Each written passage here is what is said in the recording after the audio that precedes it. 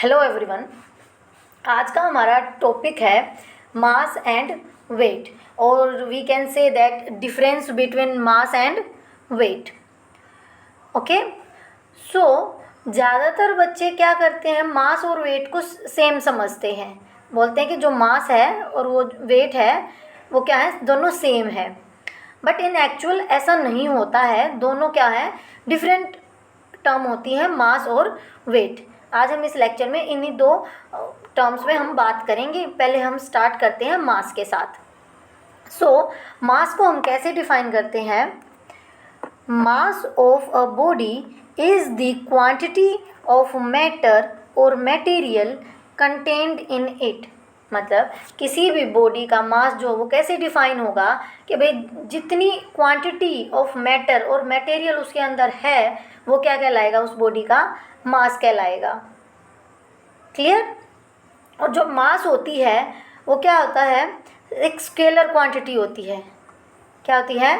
Scalar quantity होती है। मतलब उसका कोई डायरेक्शन नहीं होता, सिर्फ मैग्नीट्यूड होता है। क्लियर?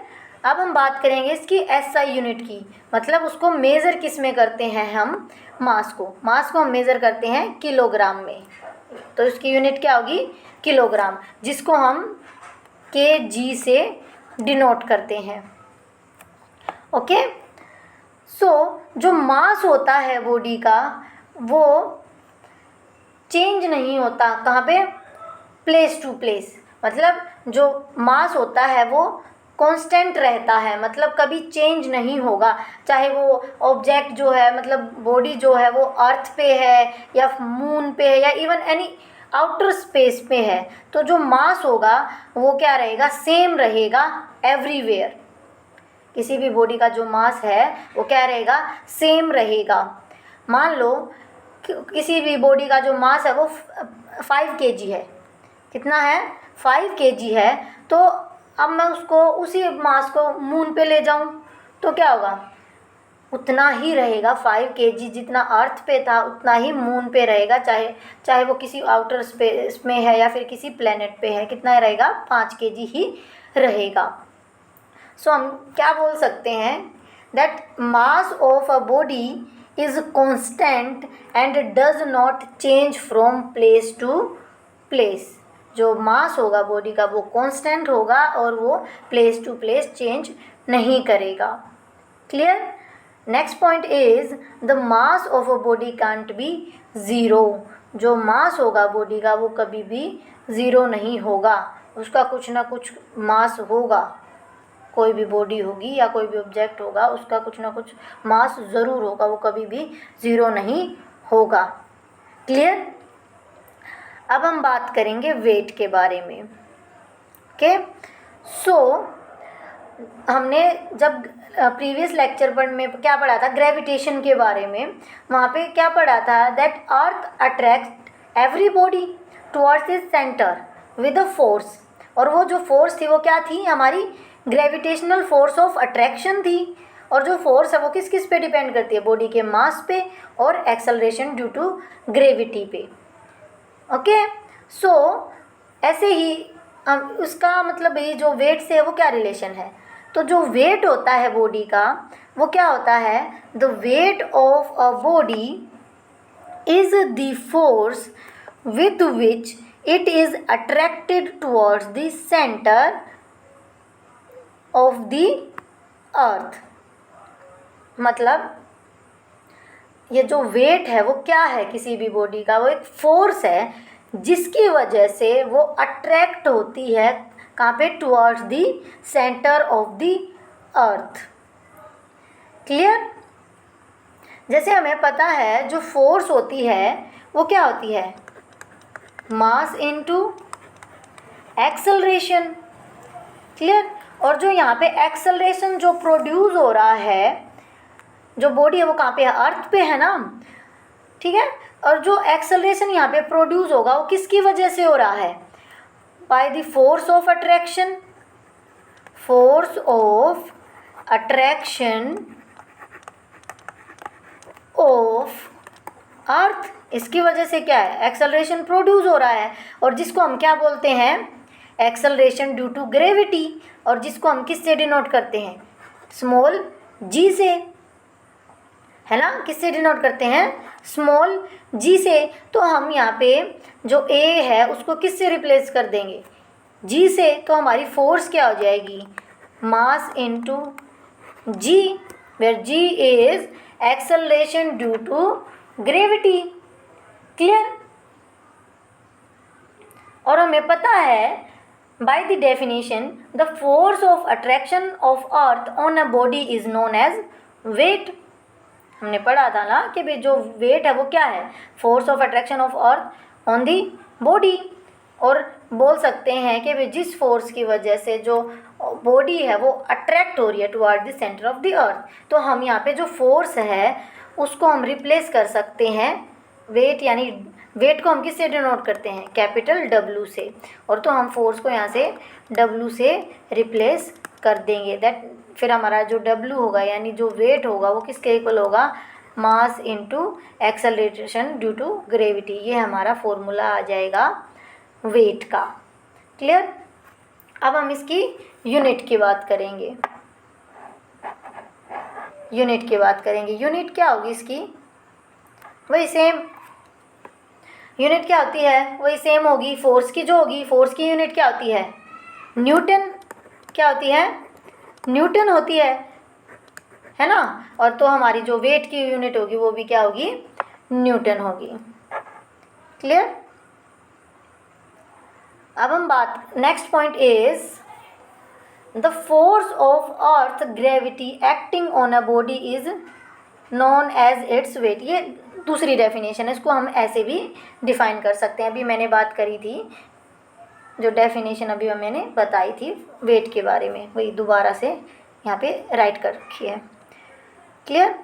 सो वेट क्या होती है, एक वेक्टर क्वांटिटी होती है। क्या होती है, वेक्टर क्वांटिटी होती है। इसका क्या होता है, मैग्नीट्यूड भी होता है और डायरेक्शन भी होती है। Okay. Next point is the weight of a body also changes from place to place। मतलब जो वेट होगा किसी भी बॉडी का वो चेंज करेगा प्लेस टू प्लेस, मतलब वो कौन सेम नहीं रहेगा। क्लियर। अगर अर्थ पे है कोई भी जो बॉडी और मून पे है तो जो दोनों का वेट होगा डिफरेंस होगा, मतलब अर्थ पे कुछ होगा तो जो मून पे होगा वो डिफरेंट होगा एज कंपेयर टू अर्थ। तो हम बोल सकते हैं that the weight of a body is not constant. और next point is the weight of a body can be zero. और जो वेट होगा बॉडी का वो ज़ीरो हो सकता है। ओके। अब हम बात करेंगे जो वेट होता है ऑब्जेक्ट का मून पे कितना होता है। जैसे मान लो कि भाई जो वेट होगा बॉडी का, किसी भी बॉडी का अर्थ के ऊपर, वो है 5 न्यूटन। और जो मून पे होगा वो कितना आ जाएगा, वो हो जाएगा उसके 1/6 टाइम का of the weight of the body. मतलब जो वेट होगा ऑब्जेक्ट का on the moon will be about 1/6 of its on the earth. मतलब जितना वेट उसका अर्थ पे होगा उसका 1/6 हो जाएगा, उतना उसका मून पे होगा। तो हम वो लिख सकते हैं that weight of body on moon is equal to 1/6 of weight of body on earth. Okay. ये होता है। तो हमने कितना माना था, अर्थ पे कितना वेट माना था उसका 5 न्यूटन। तो हमारा जो मून पे हो जाएगा वो क्या हो जाएगा, जो अर्थ पे कितना है 5 न्यूटन, उसका 1/6 यानी 5/6 न्यूटन। ओके। अब हम करेंगे इसमें प्रूफ इसका कि भाई जो वेट होता है ऑब्जेक्ट का वो मून पे 1/6 होता है उसके वेट ऑन दी अर्थ के। अब हम यहाँ पे उसका प्रूफ करेंगे। तो सपोज कर लिया एक बॉडी है, उसका मास है स्मॉल m, ओके, और वो अर्थ पे है। पहले हम मान लेते हैं वो मून पे है, मून पे बता रहे हैं ना, तो मून पे मान लेते हैं। और जो मून है उसका मास है कैपिटल M और रेडियस है कैपिटल R। तो according to universal law of gravitation जो वेट होगा यानी फोर्स होगी वो क्या हो जाएगी, यहाँ पे क्या होगा, WM से हम डिनोट करेंगे दैट वेट ऑन मून क्या होगा, क्या होता है फोर्स का formula, G into M1 into M2 upon R²। G क्या होता है, ग्रेविटेशनल कांस्टेंट। M1 हमारा क्या होगा यहाँ पे, मास ऑफ मून, और M2 हम ले रहे हैं ऑब्जेक्ट का mass that is small m, और रेडियस यानी R² हमारा, R क्या है यहाँ पे, कैपिटल R²। ये हो जाएगा वेट ऑन मून। सो अब हम निकालेंगे weight on earth that is WE। तो वो सेम फॉर्मूला अप्लाई करेंगे यूनिवर्सल लॉ ऑफ ग्रेविटेशन के according that is capital G। और जो यहाँ पर हम लेंगे मास ऑफ अर्थ। जो मास ऑफ अर्थ होता है वो क्या होता है, 100 टाइम्स होता है मून का। तो मैं यहाँ पे लिख सकती हूँ दैट मास ऑफ अर्थ क्या होगा, 100 टाइम्स ऑफ मून का mass that is capital M, है ना, और ऑब्जेक्ट का क्या है, स्मॉल m, ओके। अब हम इसकी रेडियस लिखेंगे। जो रेडियस होती है वो क्या होती है, 4 टाइम्स हो जाती है उसकी रेडियस के, मून की रेडियस के, दैट इज 4r रेडियस हो गई हमारी अब, और उसका स्क्वायर क्या हो जाएगा, ये हो जाएगा। क्लियर। जो अर्थ की जो रेडियस होती है वो 4 गुना होती है मून की रेडियस से, ओके। अब हम इसको सॉल्व करेंगे।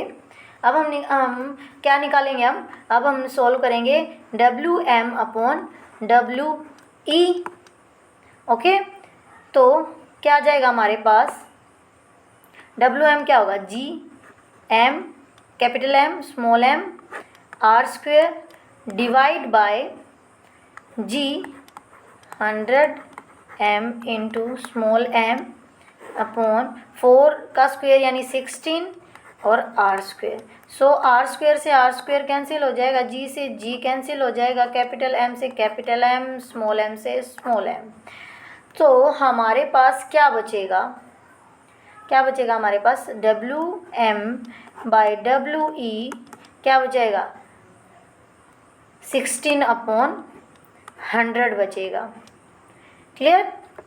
इसको हम काट देंगे तो क्या बचेगा, 4 4 जा 16 और 25 आ जाएगा यहाँ पे। तो हमारा जो WM बाई WE है वो क्या हो जाएगा, 4/25। अगर मैं इस 4/25 को सोल्व करूँ तो मुझे मिलेगा 0.166 ऐसा कुछ वैल्यू मिलेगी।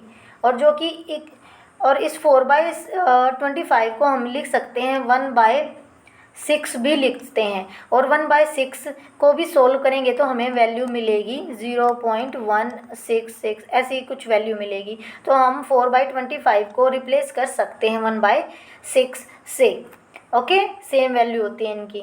तो हम कह सकते हैं that WM by WE is equal to 1/6 और WM यानी weight on moon is equal to 1/6 into WE that is weight on earth, weight of body on earth. So hence proved that weight of body on moon is equal to 1/6 times of weight of body on earth. Clear? I hope आज का lecture आपको clear होगा। आज के lecture में इतना ही। Have a nice day. Thank you.